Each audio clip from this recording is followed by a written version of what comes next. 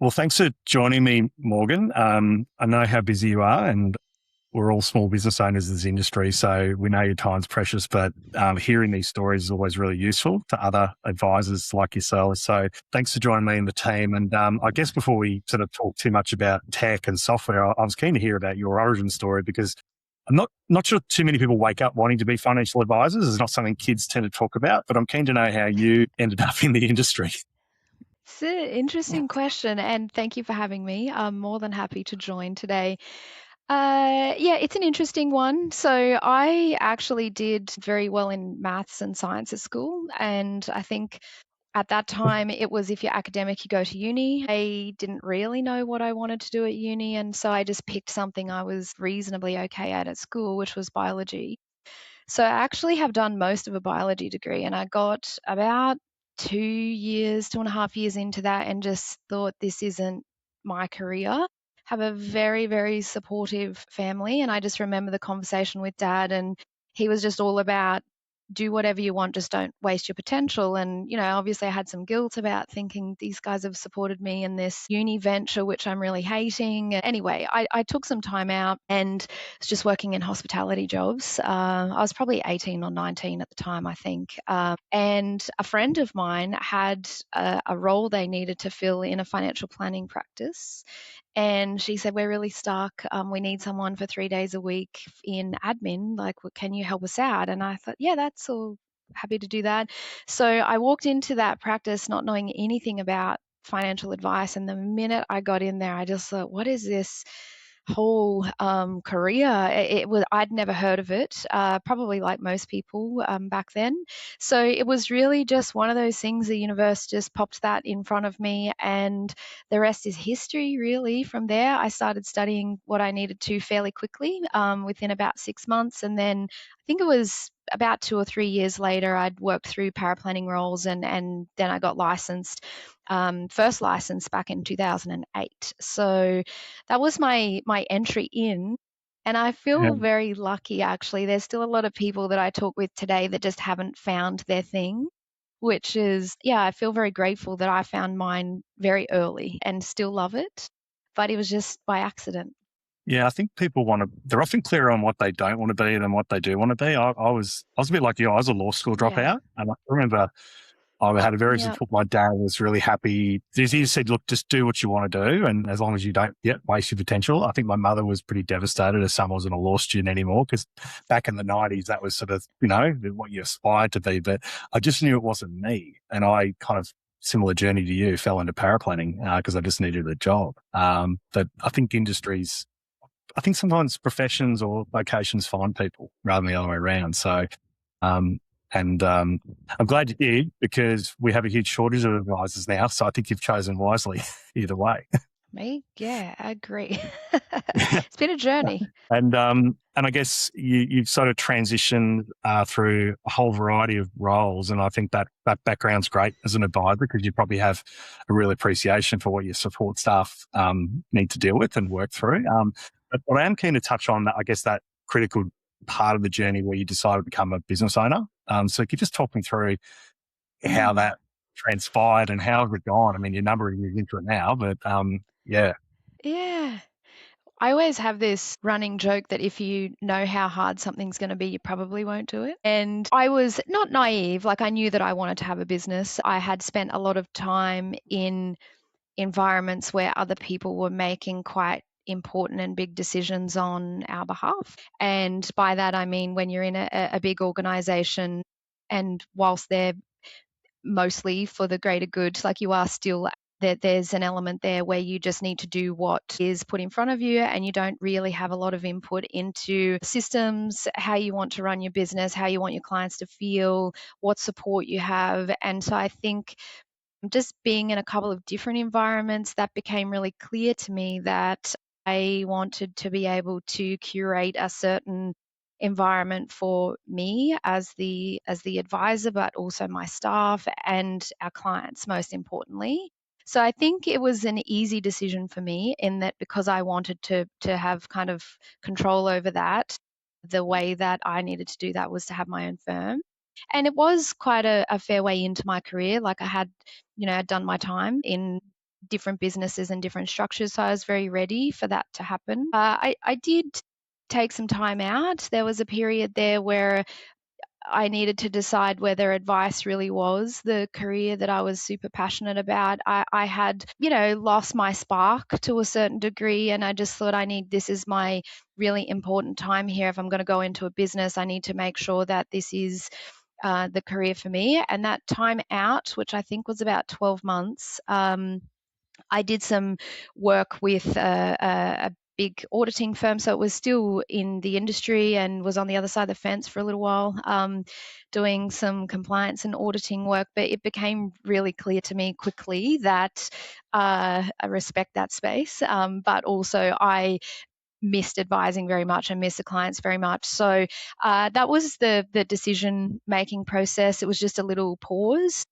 to decide whether it was the path that I wanted to take. But yeah, it was a bit of a no-brainer. I did ease into it. So obviously I started from scratch. I've chosen to go organic with my business. We haven't purchased any clients. So everything we've got, it was from zero initially. And I did do that a little more slowly. So I was still able to work in a few days a week at the previous role. They were wonderful in their flexibility with me while I was able to build up Crown and Willow initially. But yeah, it was very soon after that I just cut the safety net and went 100% in on our firm, which we are coming up to 7 in October, which is crazy. It's gone quickly. Yeah, amazing how the time flies, and well done on going fully organic. Yeah. I think it's very tempting to acquire books of business. This industry seems to be M&A. You've done it the hard way, but equally, I guess every client you have has come to you for a reason, and you know who they are, and it must be a really nice place to be, to have that history with every client. Yeah, satisfying for us, and that was a deliberate choice, and it's not for everyone. Like a lot of my colleagues are very keen and happy to grow as quickly as they can, which we respect. For me, it was more just curating a quite deliberate client base where they're aligned with us, and work is hard. It's hard enough without clients that aren't aligned. So it was really important to us that we have a client base that is aligned with us. And I felt the only way to do that well was to just be organic in that growth instead of inheriting maybe some things that didn't quite fit with us. Yeah, and have you got any advice? I mean, now that you're 7 years into it, if you were talking to your younger self 7 years ago, what would be the one bit of advice that that you would have been handy to have when you started? I think I worked this out along the way accidentally, but we have over the period been very deliberate about who we work with in terms of referral partners. We don't have any formal arrangements in place, but in terms of the referral partners that are aligned with us and our thinking are the ones that give us the clients that are also aligned with us and our thinking. So it sounds obvious, but there has been people along the way for different reasons where it just wasn't quite, that the referral partner didn't quite fit with that. And so sometimes it gets hard to say no, or to think, we're always in this business owner and advisor mentality where we just want to meet as many people as we can, and don't stop to think about whether that fits with us or not. So I didn't intend to do that initially. It just started to happen that way. I started observing that, hey, if I spend my time with these referral partners that are aligned and leave alone the ones that aren't quite aligned, that's where we've built this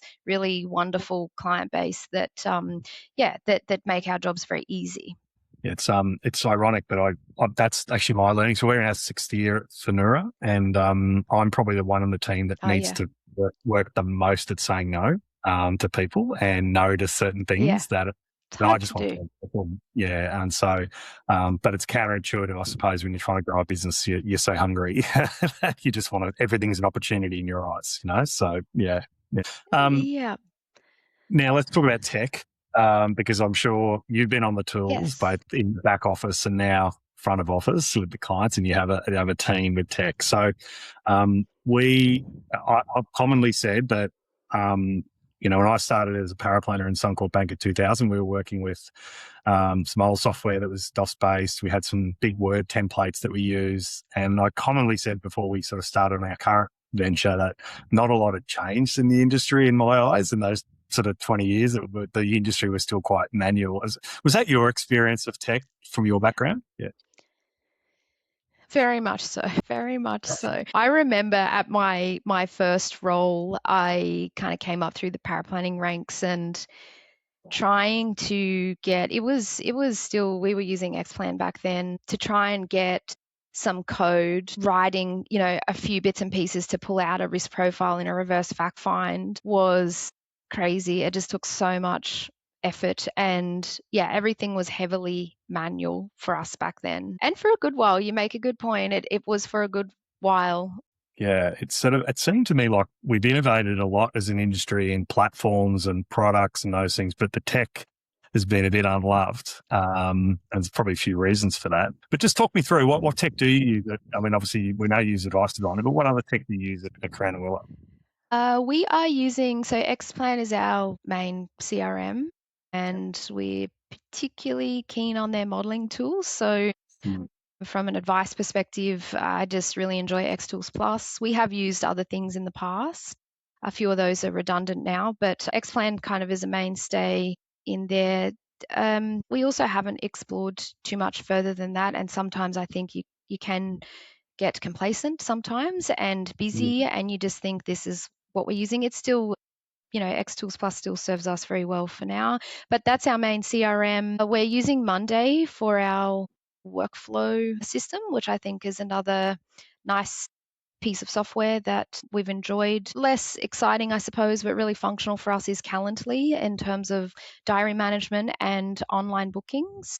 Quite a big game changer for us when we bought that in, and we've got some nice automations and things going on in there now. Probably not as much as we should have, to be fair. Small business is tricky when you're trying to wear a lot of hats, but we have started to try where we can and reduce some of our staff requirements and free Lisa, our client services manager, up to do more things in line with her expertise, as opposed to sending out reminders for appointments. So Calendly is another big one that sits there for us. And of course, Advice Designer, which is our new one in the suite, and has been a big game changer for us last year.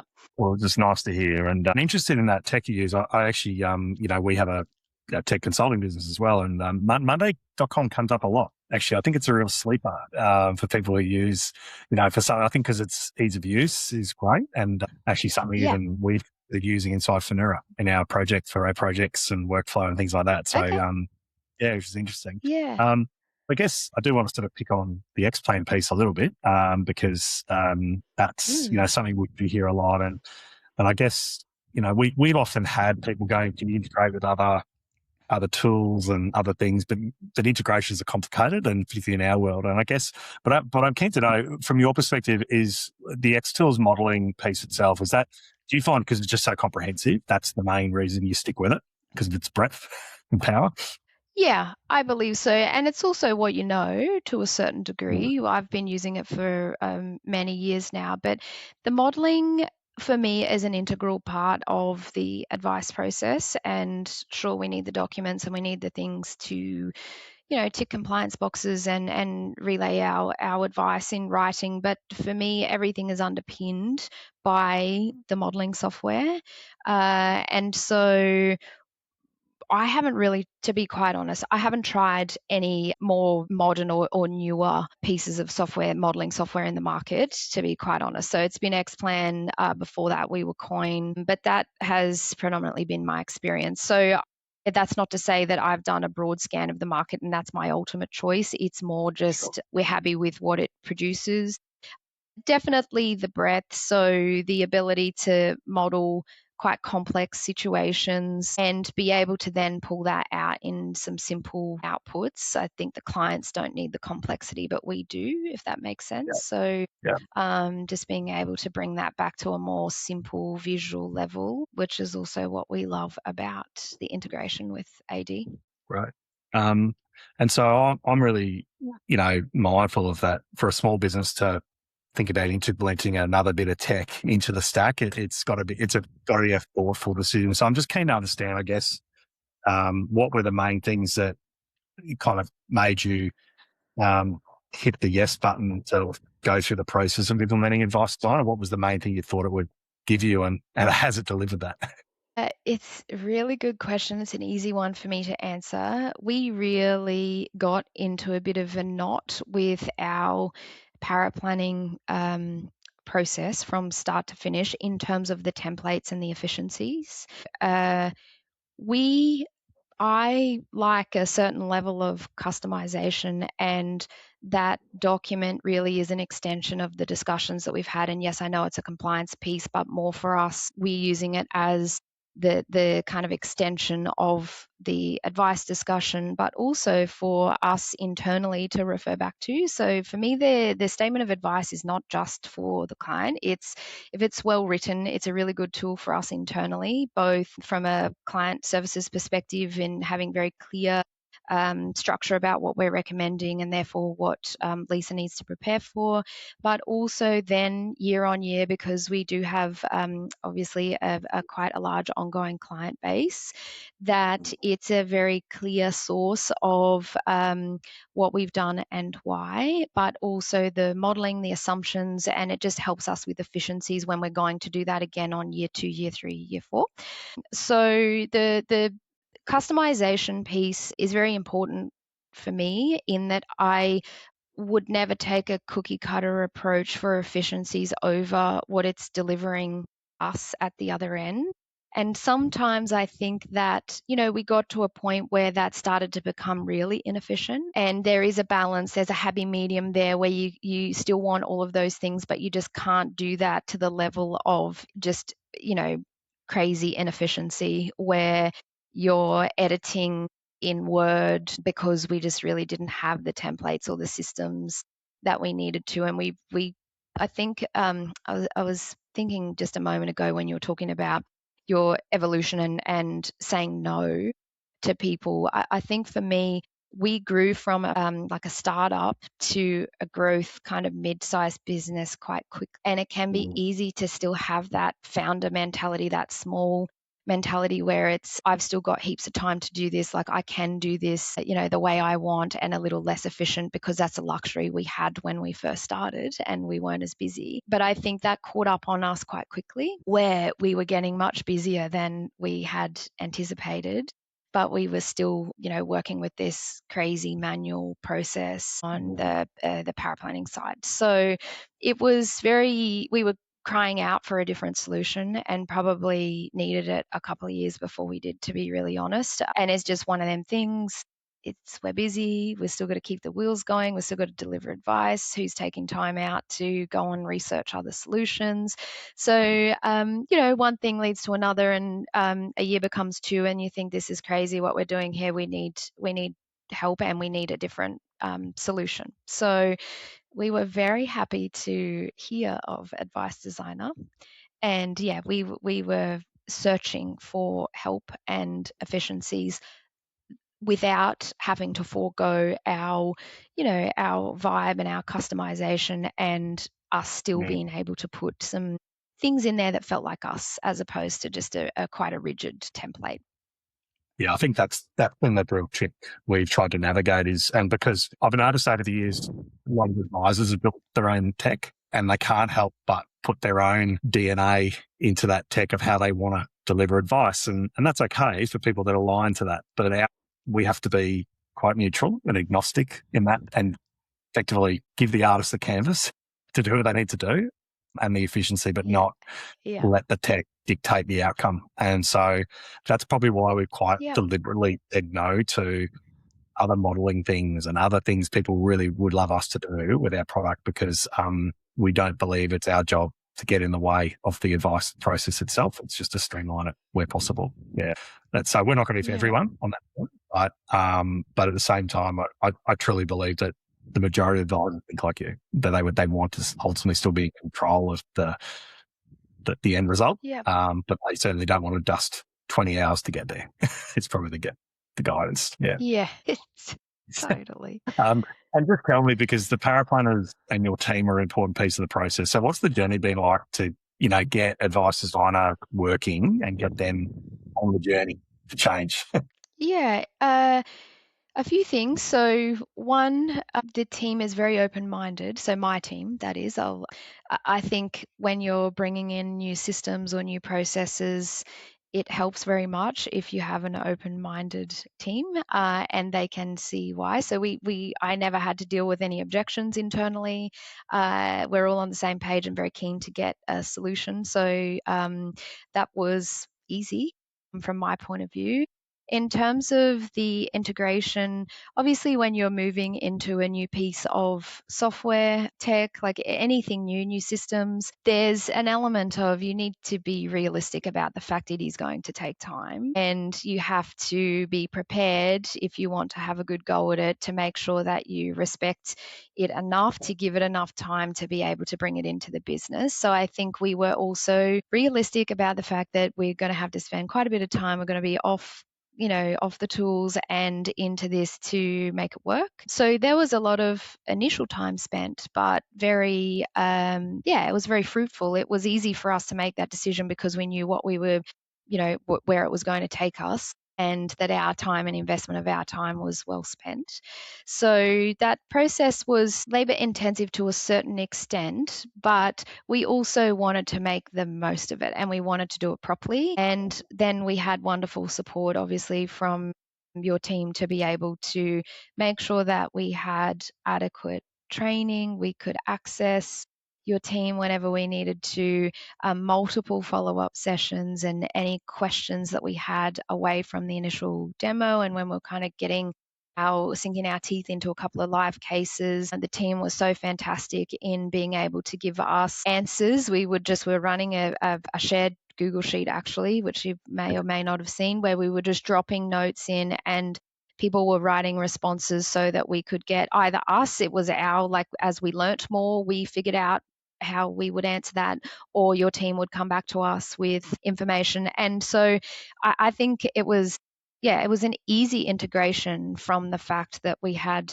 everyone we needed on board and we had all the resources we I didn't know about the Google Sheet. That's a new bit of information, but I'm glad Oh, you yeah. guys did, because I think when you were sort of adopting the software, we were still learning about customers and how to onboard correctly. And Okay. that sort of thing is so helpful to our team, because it means that chances are the stuff you're talking about other partners are going to have as well, those issues. So Yeah. and that's part of the partnership, right? And I'm glad you mentioned that about the team, because we just have this internal saying that it's software and service. You can't sort of just do one and not the other, in our opinion. And I guess we're really blessed that we've got obviously people in our team that have got that depth of experience, not just with our software, but with XPLAN. And I always say, Pal, she's probably forgotten more about XPLAN than most people know. That's so funny.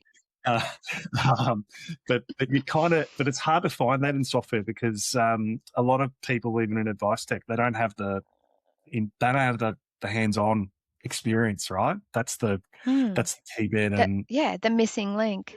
Yeah, and I hope I hope that we get the feedback occasionally that people can tell in the DNA of the product that we thought about that user experience piece. But so it is always nice to hear. And I guess in terms of where you're at today, I mean, are you seeing those results in terms of advice turnaround times improving, quality, reworks? Yeah. Okay.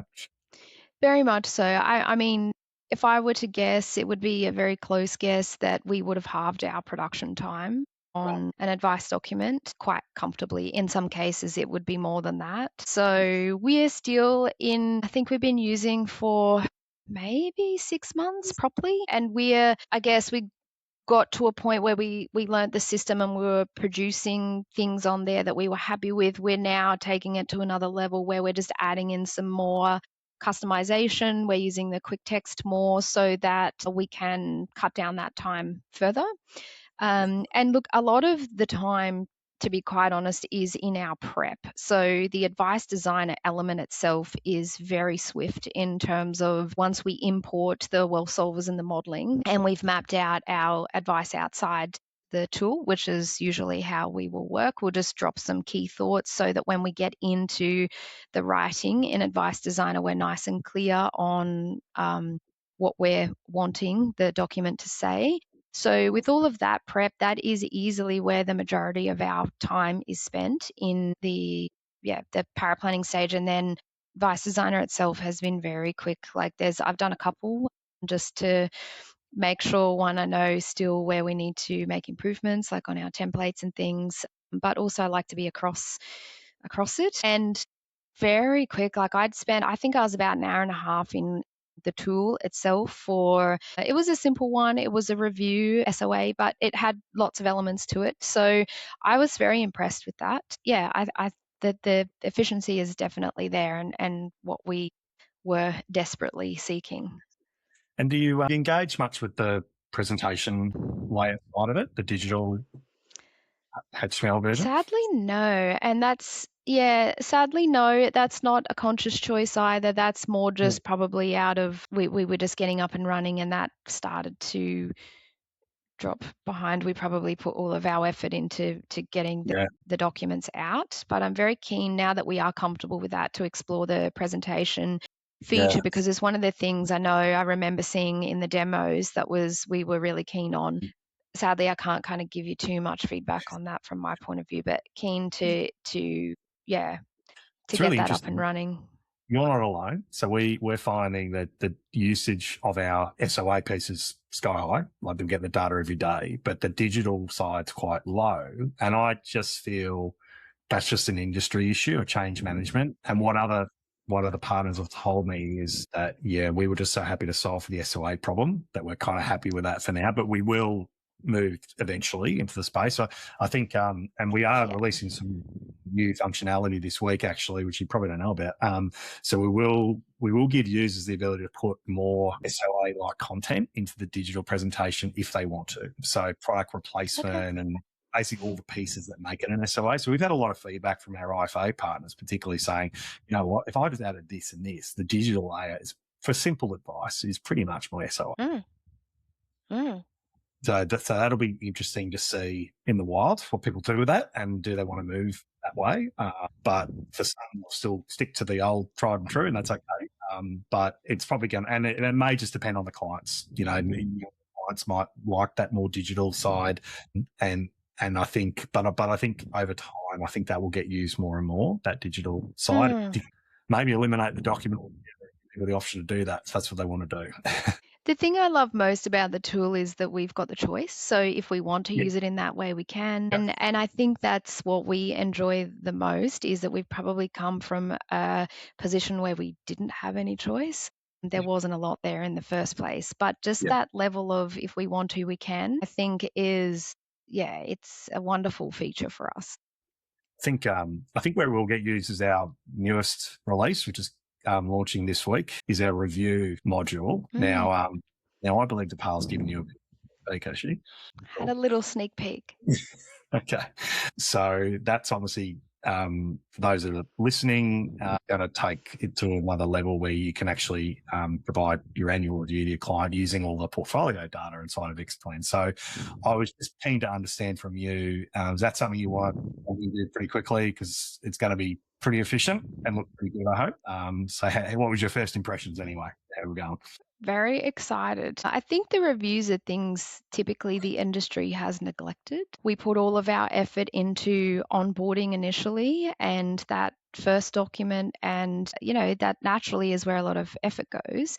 And then the relationship takes over from there, which is also natural and makes sense. But I think sometimes the advice piece, it's really easy for that to slip. And I think when you've got the tools where you don't have to go back to the start and you don't have to start from scratch, but you've got a system that can support you in still delivering the key elements, obviously, in line with our obligations, but helping kind of piece together from that first SOA, still having something other than just the relationship. We still need to redoing figures. We still need to be making sure that our modeling's on track. And that feels hard at times, because if you are doing it holistically, it feels like you're going back to the start every time. So very keen to have a tool that does, I think from what I understand, we can be referencing other plans that may already be in Advice Designer, and just the integration piece where instead of, when we're doing a review presentation, snipping bits and pieces from everywhere to bring together the review meeting, it sounds just on first glance like there's a lot of integration there that can help in that respect. Yeah, you're quite right. So it'll definitely be able to reference previous advice. You'll be able to do just review SOAs if you want, or review ROAs with the advice kind of in there, or just pure review. And I guess the newer pieces will be all of the estate planning things will come through. The goal tracking is going to be more of a feature in Yeah, there. it's an But exciting one. the two other one that's quite powerful will be the portfolio side of it. So I know advisors don't spend all their time talking about portfolios, but we know a lot do actually. Yep. That'll give you a lot of power to select what you want to show the client, and it will look nice and interactive. So this is where the digital element I think will come into play, because you'll actually be able to play a lot with that with the client, and break up the portfolio data that way. And I think the other thing that I think is a real killer feature is be able to pull in some old Xtool scenarios you may have done years ago and compare them with today, and sort of show those sort of two lines on top of each other of how the client's actually tracking from where we be to where they are currently. And I think that for me is what a review is all about, right? Is people are saying, am I tracking well? That's all they want. Yeah. How am I going? Am I on track? Yeah. So I think, whilst the review module will produce documents, it will also have the digital same version. And I feel maybe for you guys, that might be the thing you start using first, is the digital review rather than the doc, the SLA. And you know what? It's the same system for us. It doesn't really matter. It's just, but it's great. We can do it. It's an included feature, so we're not charging for it. So we're sort of what we're hoping is our customers will sort of say, gee, it's twice the product at the same price. That's the best gift you can give your clients, is something that's really useful. So it's early days, but I've been playing around with it a little bit myself, and I'm quite excited about it, because I think and we also have a lot of customers who don't write a lot of SOAs and don't do a lot of, but they do a lot of reviews. So I spoke to one this morning, a firm, they do 1,000 reviews a year. And so for them, this is a big piece of the puzzle I want to solve. And no doubt, as your business matures, that's going to be your biggest pain, probably too, as well. It's starting to become that. And in terms of, we've got a few things on our mind because of our roadmap, but is there anything you'd like us to do? We're just super happy with the integration. Like, the biggest thing for us out of our advice document is having, we spend a lot of time on the outcomes. So we're importing modeling, current versus proposed, and having that ability to bring in whatever in a simple, easy to digest form for the clients, what shows the benefit of the strategy, but not just because of us, but to give them encouragement. This is why you've got to stay on track, because we're getting you from here to here. If you do nothing different, this is where we're headed. And we want to try and stay away from that line as much as possible. So I love the integration of the modeling coming in, and then us being able to either pull the charts, the appendices with the outcome tables, or the compare feature is something that we use quite heavily, and we talk to that quite a lot in our document. So I'm happy with that. I think text-wise, there's most things that we need in there. The only things we are changing are more for preference than anything else, and it's just in the flow. Like, there's always lots of ways that people want that document to flow, and I think that's hard to get everyone's preference 100% right with that. So we are just making some small workarounds. They're only very minor, but it does mean that we're adding, a little bit of our own internal quick text so that we can pull bits and pieces into where we want them.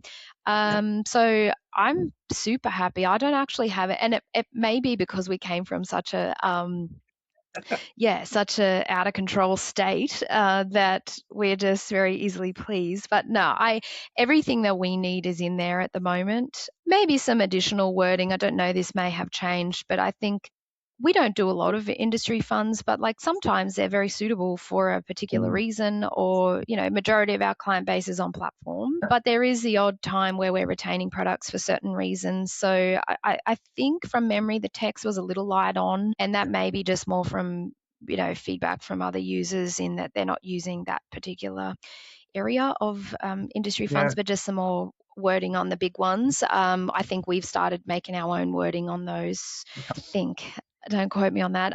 Jess is our paraplanner. I think she's doing that, but you guys may have upgraded that in the interim. I'm not sure. We haven't, but we might. We actually have a few industry super fund advice teams who are looking at Advice Designer at the moment. And so that no doubt that'll be a requirement we'll have. Yeah, they'll get on there then. know- Even just retains, like if we've got a product direct where we're retaining for insurance reasons, that's one of the more common ones, obviously, that we'd be seeing. So just something short. And yeah, there's the odd reason here and there that we are choosing to do that. It is minimal, to be quite honest, but yeah, it seemed to be a bit of a black spot in there where there wasn't a whole lot, if anything, I think, around external products. I reckon that's an easy one for us to fix, actually. Yeah, that's an easy fix. And I guess, as I sort of I'll throw this question in because everyone asks me about it, and I can't work out what is and what. So our business does a lot of work with AI now. I'm sure you do probably now as well, with sort of information gathering and those things that you're working on. But we do get asked a lot about what is our AI strategy for advice. And so there are a lot of things we could do with AI, but at the same time, as you've just explained in this interview, that there's a lot of simplicity in Advice Designer that could be easily undone by us overcomplicating the product and adding AI for the sake of it. So we're never going to do that. But we do see some opportunities. But I guess I'm just curious more broadly, like how do you see AI fitting into your advice process today, or do you see it more as a productivity tool for the time being? I've got lots of thoughts on that. One, I love the idea of it. So we're very keen on how we can integrate it. My concern is sometimes I think you can just end up being busier than you were, and we're wedded to the idea of it, but is it actually changing the output? And are we becoming more productive with how we're using it? Question, I think it's still, because it is in its infancy, even though it feels like it's moving at speed, I think that's a risk there where we're just busy doing not much, trying to get AI to work for us, and the actual productivity piece at the other end, is it fundamentally changing that particular task? So that's a question mark for me.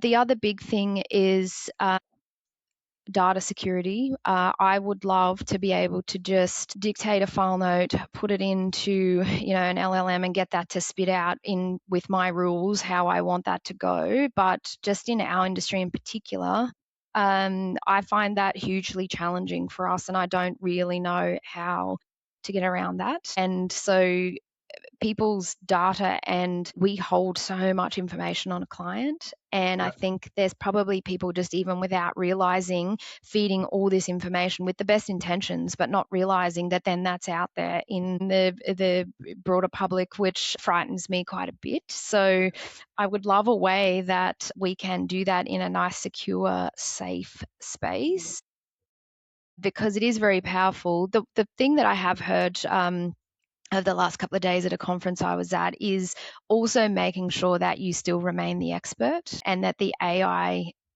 supports you, but it doesn't take over your thinking for you. And I think for us, that is the secret, like at an advisor level, is we still need to be the one with all the genius, and we feed that into it, and it helps us, as opposed to we just, stand back and let it do everything. I think that's where you're going to get vanilla and bland outcomes, because you don't have that expertise layer that's kind of pouring into the top. So that's my view. I'm all for efficiencies, obviously. I think the people that win are the people that can do the thing the quickest and get the client what they need the quickest. So I know that it can definitely help, but I just think it has to be deliberate and meaningful, as opposed to just people wanting you to have AI in there because they like the sound of it, or they think that's what it needs to have. It's very much our view. Like, we do believe there's some things we can do that will improve the product, like so the ability to ingest a file note or a paraplanning request and then start repopulating some of the information potentially we see as a good win. We'll definitely probably look at that. This is definitely some stuff in compliance that we think we can help our advisors with, to sort of do a pre-vet inside the system if you want to have that. Again, not a compulsory option to do it. And obviously one of the reasons we were keen on having hub 24, particularly as a shareholder, is they're investing a lot in this technology and they're building a lot of safe on domestically domiciled AI capability that we want to lean into. We don't think that's the realm of a startup to sort of speak, spending, startups are doing all that stuff. And I just think when it comes to client data, you can't take any chances. So that's our perspective, is to do it in a safe way. And yes, it doesn't necessarily have the razzle dazzle of .ai on the names of everything, but the reality is a lot of those products are just repackaged LLMs anyway. And so I think what we're hoping is as the product matures, we'll do more in that space. But ultimately, I'm with you, Worth. I just think I've just seen advisors, who are at their best when they're in front of a whiteboard with a client, not in a document. And you can't jump up onto a whiteboard or in a meeting and do that unless you've been intimately involved in the creation of the strategy, to things, and you would have a whole part in your head that you use. How are you going to learn that if you're a ventriloquist for an AI? Yep. Couldn't agree more. I think there's a lot of people in sectors of our industry that I think just misunderstand that element. That and you've probably read all the stuff, the research by the universities, that excessive use of AI decays your brain activity over time. That's actually, I don't know if did you see that? Yeah. Yeah. So it was those aren't listening to one of the makes sense though. I think Harvard did a study and they had people, one test group could use no AI, one test group could use Google but no AI, and the other test group could just use nothing but AI for two weeks on a project. And the group that were using the AI were starting to show brain activity similar to early signs of dementia. Certain parts of their brains were starting to shut down because they weren't using their brain for anything. Yeah, I think this is going to be a lot of decisions we have to make as professionals. And I don't think the software companies should make those decisions. I think it should be the professionals. That's just our opinion. Anyway. Yeah. There you go. Yeah.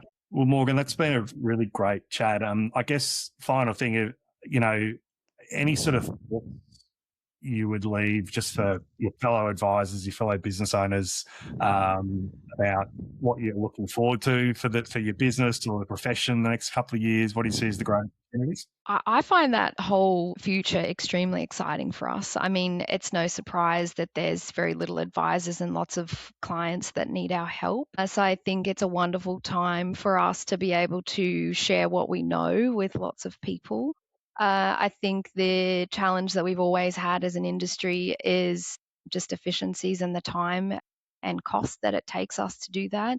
So I think any tools, processes, systems that we can do to help us see more clients and get them there on their financial journey and making really good quality intentional decisions is really important. And I think making sure we're open-minded to the new environments that present, the new systems. I think it can be easy when a lot of us have been in the industry a long time that you just get comfortable, and sometimes you're on autopilot and you stop looking for those things. And I think that's really one thing that we like to try and make sure is that we're continually scanning for things that can improve something, our clients' lives, our lives. And so I'd encourage anyone, if you've got big pain points, to start having a look to do something about that. I think the sooner you can do that, the better. We would have liked to have done something about our paraplanning side earlier. No time like the present, though.